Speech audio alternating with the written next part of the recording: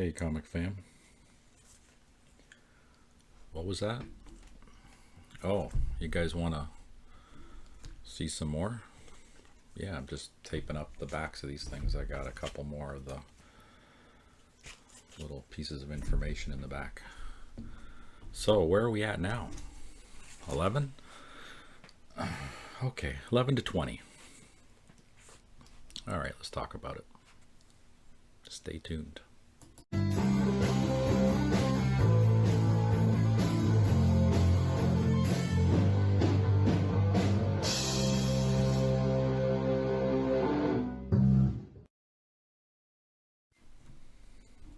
Hey, comic fam.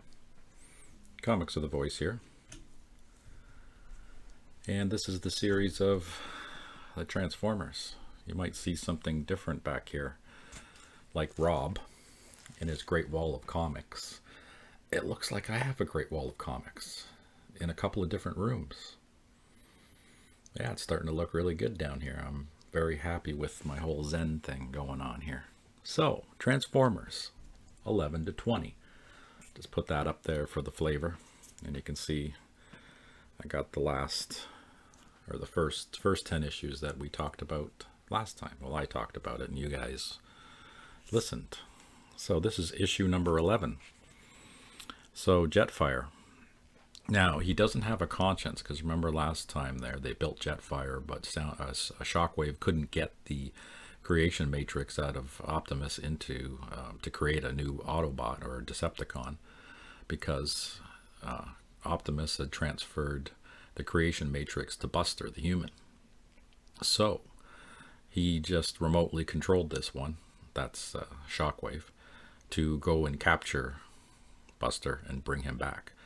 But then when Jetfire shows up to attack the Autobots, they started shooting back and hit him a few times, but he didn't react as if he was in pain or hurt. So they realized that he was being remotely controlled. And then they told Buster, said, hey, Buster, you can control him. You have the creation matrix. You can override Shockwave and take control. So he does, and disassembles Jetfire, but then puts him back together. And they come up with a plan to rescue Optimus. And Buster says that, he'll take Jetfire back and then go and rescue Optimus, because when he shows up at the Decepticon headquarters, he can control Jetfire and attack the Decepticons. But unfortunately, something happened and he got knocked out, and he ends up in the clutches of Shockwave. So in this one here, it's the first appearance of Jetfire, but it really isn't. Yeah, it's the ship, and he's a Decepticon, but there's no spark. There's no creature inside there. Or he's not alive. So, yes, in technicality, that is the first appearance of Jetfire, but he really wasn't in a previous issue as well. But again, no spark inside him. He was remotely controlled. So, does that mean that he's really sentient? I'd have to say no. So, does that mean it's not his first appearance? See, there's a whole new debate. If a creature isn't sentient. Now, Optimus does make him sentient eventually, and then they rebrand him as an Autobot. Spoiler alert, issue 12, Optimus Prime Autobot Killer. So the Autobots launch an all-out assault on Shockwave to get Optimus back. And then what the Decepticons do to have a ruse is the Autobots, they saw that the Autobots brought Optimus Prime's body, but he has no head. So they put a decoy, a fake head, one that they control, out into a swamp pit there. And then all the Autobots, they capture it or save it. And then the head is reunited with Optimus's body, and he immediately turns on the Autobots. So that was a nice little twist. But he gets the creation matrix back, and Buster, he has been captured, and he forces him to start creating more Decepticons again. But, everything works out. So, actually, yeah, I didn't even tell you. This one was called Brainstorm, this issue, and it's, we got the same creative team on it: Bob Budiansky, Herb Trimpe, and Tom Palmer. And this issue was called Primetime, Bob Budiansky and Herb Trimpe. So That's issues 11 and 12. Then we got 13. Yeah, because what happened to Megatron? Oh, I need a piece of tape on this one too. I had some 1980s tape on all this stuff, so I had to replace the tape with modern tape. So Megatron is all messed up. He's a gun. And this one's called Shooting Star. And you can tell when you look at this one, 95 cents and a newsstand. This is a Canadian price variant, or in my country, a normal issue. Bob Budiansky and Don Perlin did the art on this one. So this one's kind of an independent story about Megatron. So there's this would-be gangster named Joey Slick. He's just a loser, wannabe gangster. And a couple of mobsters are about to shoot and kill him. And he's out in where the hell they took him out in the boonies somewhere, and he finds Megatron the gun and goes to shoot the guys, but it doesn't work. And then suddenly it blasts the two gangsters. And then he realizes, wow, he's got a powerful thing, but Megatron has been damaged and he can't think for himself. So this Joey guy proceeds to use Megatron to start robbing banks and, you know, becoming a big shot now after he was a loser, and eventually takes on those mobsters. And of course, it's one of those life lesson things, you know, where he had friends, he had people who cared about him in the past, and they're all now afraid of him. So it shows, like, do you want people to be mad at you or afraid of you, or would you just, you know, be friendly? So at the end of this one here, Megatron gets his higher functions back because, you know, he gets himself in a jam again and he ends up dropping the gun. And I guess that reactivates Megatron's ability to think for himself, and he immediately takes over and is going to kill Joey. And Joey's like, you know what? Go ahead, do it. And Megatron kind of respects him for, you know, standing up to him and lets him live.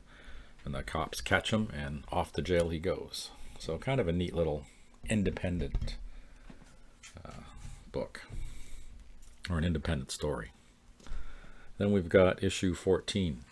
This one's called Rock and Roll Out. This one's the first appearance of grapple, hoist, smokescreen, skids, and tracks. So Bob Budiansky with the art done by Don Perlin and Al Gordon. And the cover is done by Bob Budiansky and Mike Esposito.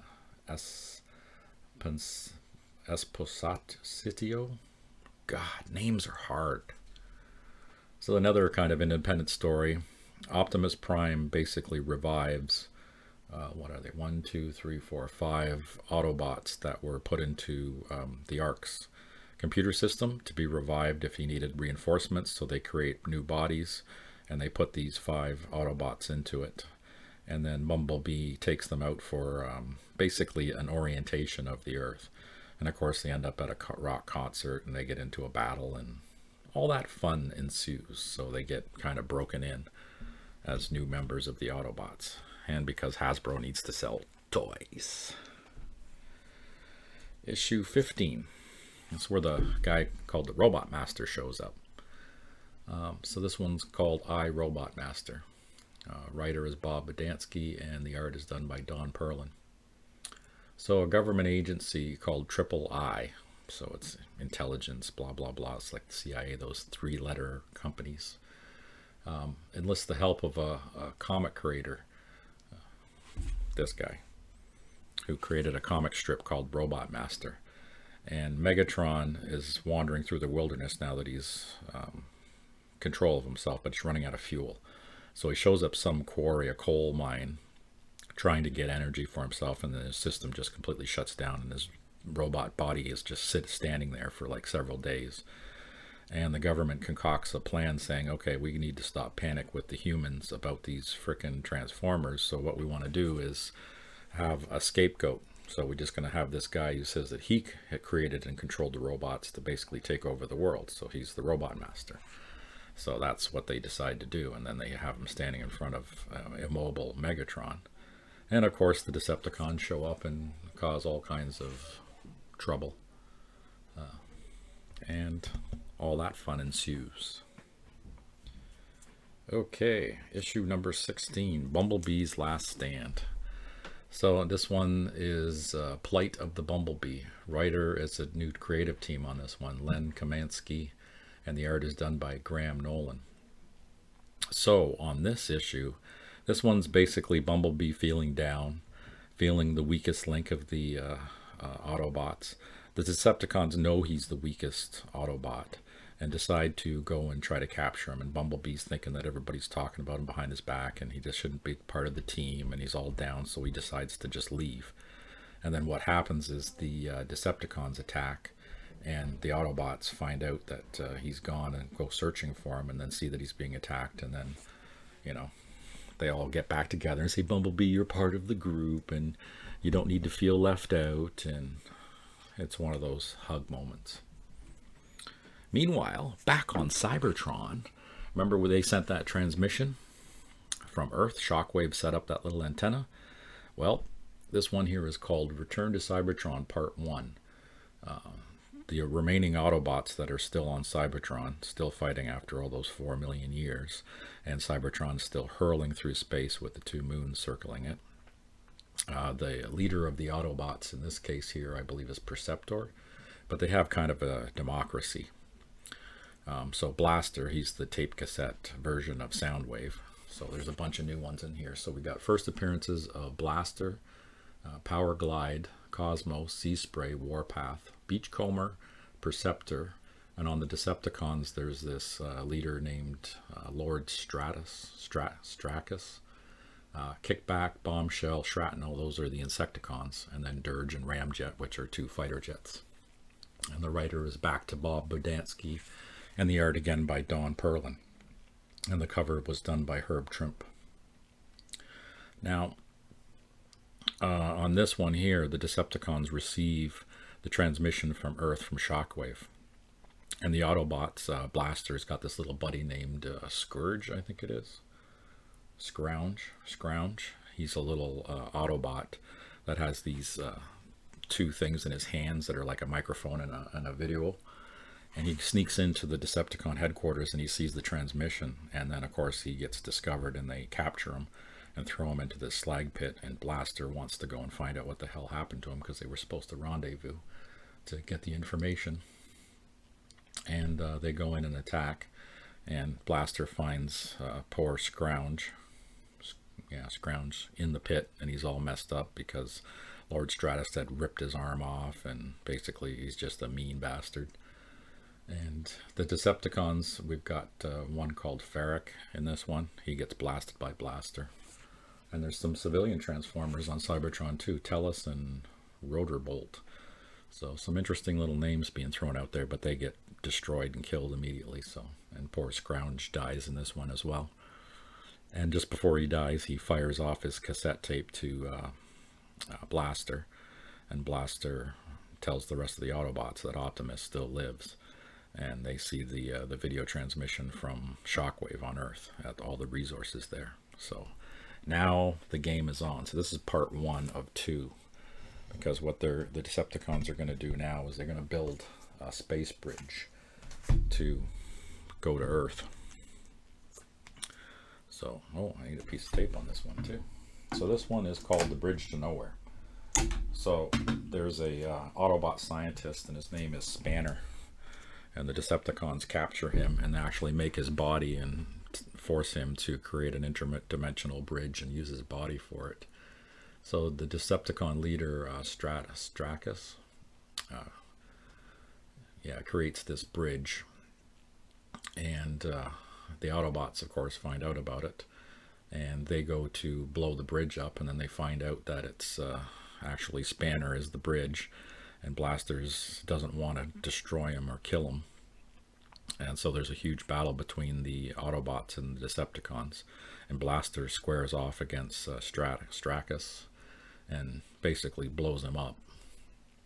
And the Autobots end up on the wrong side of the bridge when it transports them to Earth. So in the end, we have, who do we got on Earth now? Blaster, Power Glide, Cosmo, Sea Spray, Warpath, Beachcomber, and Perceptor. So they all end up on Earth. And the bridge is shut down but not destroyed. So that means the Decepticons that are left behind can start it back up again. even though their leader's dead, but it doesn't matter with Decepticons. Somebody else will soon take over. And now we're on to Omega Supreme. So this one's called Command Performances. And it's first appearance of Omega Supreme. The writer is Bob Budiansky again, and the art's Don Perlin, and the cover Herb Trimpe. So in this one here, the Autobots go on the offensive. So they create Omega Supreme to be a defense for the Ark, and he's a big, huge, giant, like rocket/tank robot. And what happens in this one is the Autobots want to figure out how the Decepticons have the Constructicons transform into Devastator, and the 5 of them to join together. So what they decide to do is attack the Decepticons' headquarters and find out and provoke the Constructicons to turn into Devastator, so that they can get whatever readings, electronic, computery, doodad stuff. The Bumblebee's in there taking readings as they're transforming into Devastator. And as soon as they get that information, they're just going to pull out. And while they were doing that, some of the Decepticons decided to attack the Ark since it was defenseless. And then Omega Supreme steps up and blasts the crap out of them, because the only one that's left behind is Ratchet, and he's just fixing all the damaged Autobots from previous battles. So again, kind of a standalone issue. You know, it's kind of progressing the story forward, but we get a lot of these independent stories that don't really flow with the continuity. You know, like one point the Decepticons are trying to figure out how to come to Earth, and then we've got all these individual stories going on Earth, kind of like this one here. So in that battle, when the Autobots were pulling out, what was his name? Skids. He's a van. He gets damaged and flips over, and the Autobots end up leaving them there. They think he's dead, but he ends up living.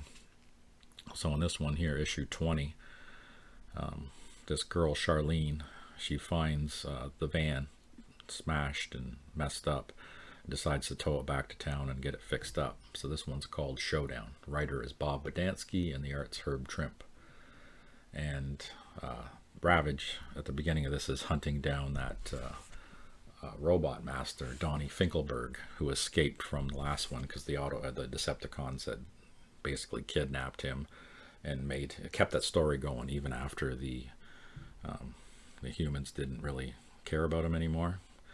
And he got captured by Megatron and taken, and Shockwave and Megatron were using him to keep up that facade, and they had him basically as a prisoner, but he escaped in the last issue. And this one, he's on the run, and Ravage is after him.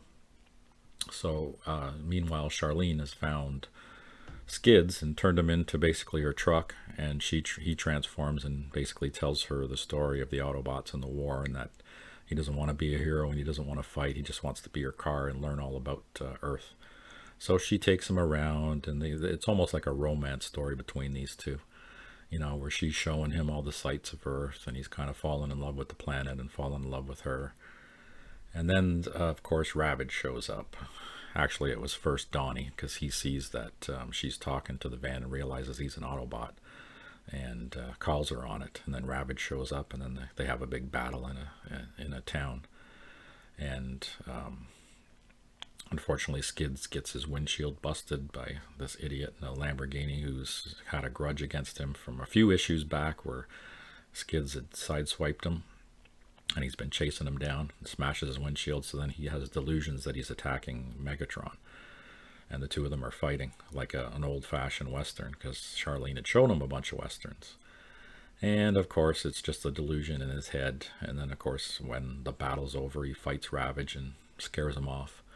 And then basically tells Charlene, you know, I need to embrace what I am, an Autobot, and go back and hang out with my people. And it's another one of those hug moments. So